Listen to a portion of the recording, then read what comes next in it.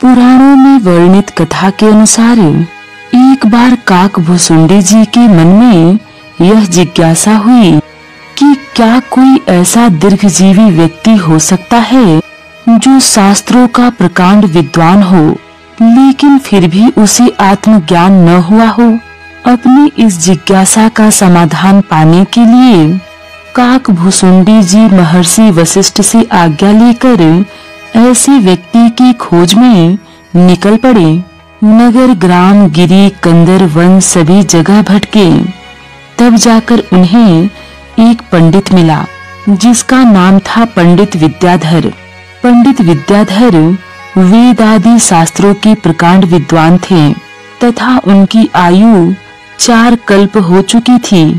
उनके ज्ञान के अनुभव के सामने कोई भी टिक नहीं पाता था। किसी की भी शास्त्रीय समस्याओं का समाधान वह आसानी से कर देते थे। पंडित विद्याधर से मिलकर काकभुसुंडी जी बड़े प्रसन्न हुए, किंतु उन्हें आश्चर्य था कि इतने बड़े विद्वान होने के बाद भी पंडित विद्याधर को लोग आत्मज्ञानी क्यों नहीं मानते थे। आखिर क्या कमी है? इसकी परीक्षा करने के लिए काकभुसुंडी जी गुप्त रूप से उनके पीछे पीछे घूमने लगे। एक दिन की बात है जब पंडित विद्याधर नीलगिरी की पहाड़ी पर प्रकृति की प्राकृतिक सुषमा का आनंद ले रहे थे, तभी संयोग से उधर से कनवद की राजकुमारी गुजरी। नारी के असीम सौंदर्य के सामने विद्याधर की दृष्टि में प्रकृति का सौंदर्य फीका पड़ गया। पंडित विद्याधर काम के आवेश से आसक्त होकर मणिहीन सर्प की भांति राजकुमारी के पीछे चल पड़े। उस समय उनका शास्त्रीय ज्ञान न जाने कहाँ धूमिल हो गया। जब मनुष्य इंद्रियों के विषयों में आकंठ डूब जाता है तब वह विवेकहीन कहलाता है। विवेक के स्तर के आधार पर ही ज्ञान की महत्ता होती है। विवेक के आधार पर ही व्यक्ति को समझदार कहा जाता है। पंडित विद्याधर को राजकन्या के पीछे पागलों की तरह चलता देख सैनिकों ने उन्हें विक्षिप्त समझकर कारागृह में डाल दिया।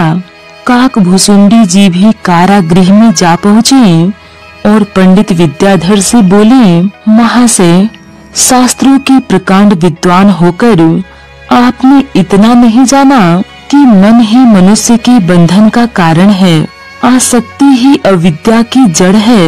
यदि आप कामासक्त नहीं हुए होते तो आपकी आज यह दुर्दशा न हो रही होती। विद्या अर्जन केवल शास्त्रीय ज्ञान का बोझ ढोने या शास्त्रार्थ करने के लिए नहीं किया जाता, बल्कि अपने जीवन में धारण करने के लिए किया जाता है। काकभुसुंडी जी की यह बात सुनकर पंडित विद्याधर की आंखें खुल गईं। उन्होंने उसी समय अपने ज्ञान को आत्मसात करने का संकल्प लिया और उन्हें उसी समय आत्मज्ञान हो गया।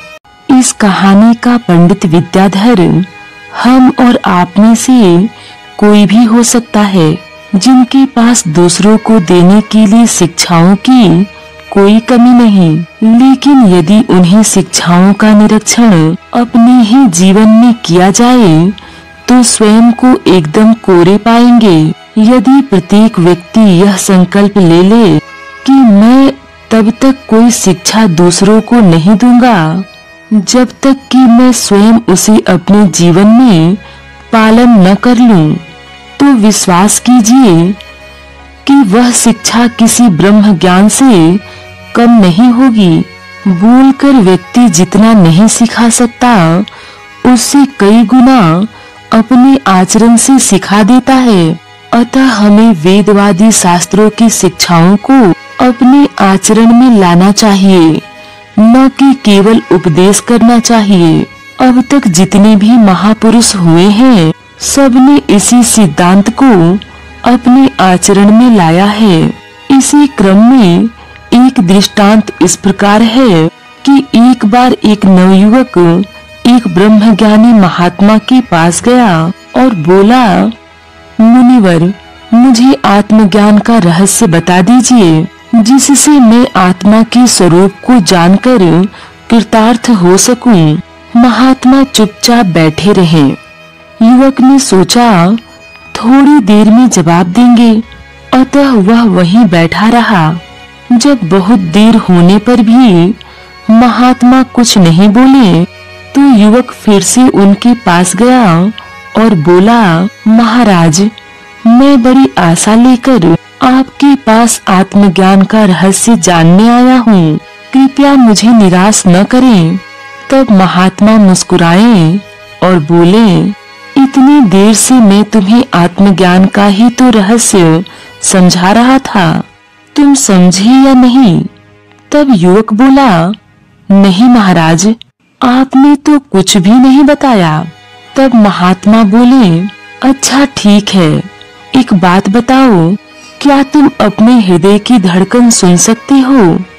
तब युवक बोला, हाँ महाराज, लेकिन उसके लिए तो मौन होना पड़ेगा। महात्मा हंसे और बोले, बस यही तो है आत्मज्ञान का रहस्य। जिस तरह अपने हृदय की धड़कन को सुनने के लिए मौन होने की जरूरत है, उसी तरह अपनी आत्मा की आवाज को सुनने के लिए अपनी सारी इंद्रियों को मौन करने की जरूरत है। जिस दिन तुमने अपनी सभी इंद्रियों को मौन करना सीख लिया, समझो तुमने आत्मज्ञान का रहस्य जान लिया। वैसे वास्तव में मौन होने का मतलब है ध्यान लगाना। हम जिस किसी पर अपना मन एकाग्र करते हैं, उसी के अनुरूप हमारी मनस्थिति बनने लगती है। इसीलिए हमें अक्सर देवी देवताओं का ध्यान करने की सलाह दी जाती है, ताकि हमारा मन भी उनकी अनुरूप ही दिव्यता को प्राप्त करे। अध्यात्म साधना का दूसरा सिद्धांत है परिष्कृत व्यक्तित्व। आपने देखा होगा, हम जब भी किसी नौकरी के लिए आवेदन करते हैं तो लिखित परीक्षा के पश्चात हमें साक्षात्कार के लिए भी बुलाया जाता है, क्योंकि हमें काम पे रखने वाला यह देखना चाहता है कि जिस काम के लिए हम इस व्यक्ति को चुन रहे हैं, आखिर वह व्यक्ति उस काम के लायक है भी या नहीं। देश दुनिया की सारी संस्थाएं, चाहे वो सरकारी हो या निजी, किसी भी शख्स को अपने यहाँ काम पर रखने से पहले उस व्यक्ति का व्यक्तिगत रूप से साक्षात्कार जरूर लेती है। सीधे शब्दों में कहें तो किसी भी काम को हमें अपने हाथ में लेने से पहले अपनी पात्रता को सिद्ध करना पड़ता है। यह बताना पड़ता है कि हाँ, हम उस काम के लायक हैं। ठीक इसी तरह ईश्वर के साम्राज्य में भी, जो इस संपूर्ण विश्व का सृजन करता है और संचालन करता है, हमें उसके समक्ष अपनी पात्रता को सिद्ध करना पड़ता है। परिष्कृत व्यक्तित्व का मतलब है आदमी चरित्रवान हो। चरित्रवान का अर्थ होता है कि जो सद्भाव, सद्गुण और सत्कर्मों के समुच्चय को अपने स्वभाव का अभिन्न अंग बनाकर रखे, उसे चरित्रवान कहते हैं। जो सज्जन हो, संयमी हो, जो व्यक्तिगत स्वार्थ के लिए नहीं परमार्थ के लिए जीता हो, ऐसा व्यक्ति ही परिष्कृत व्यक्तित्व कहा जाता है। ऐसे ही लोगों की साधनाएं सफल होती है। हमें अपनी पात्रता को सिद्ध करना ही पड़ता है।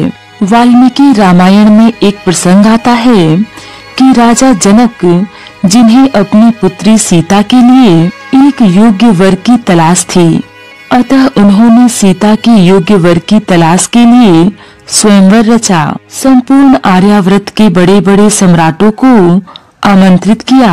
शर्त यह थी कि जो उनके दरबार में रखे भगवान शंकर की धनुष को उठाकर भंग कर देगा, सीता उसी के साथ विवाह करेगी।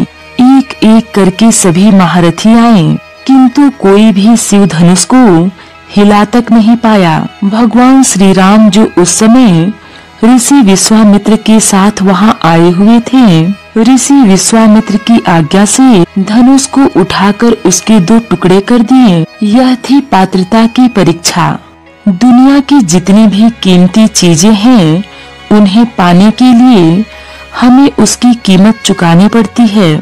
सीता योग्य और विशेष थी, इसीलिए श्री राम को उन्हें पाने के लिए अपनी योग्यता को सिद्ध करना पड़ा। ईश्वर भी अपनी पुत्री सिद्धियों के लिए ऐसे ही पात्र व्यक्तियों की तलाश में रहते हैं। जब हम भी श्री राम की तरह अपनी पात्रता सिद्ध कर देते हैं तो हम भी उनके अधिकारी हो जाते हैं।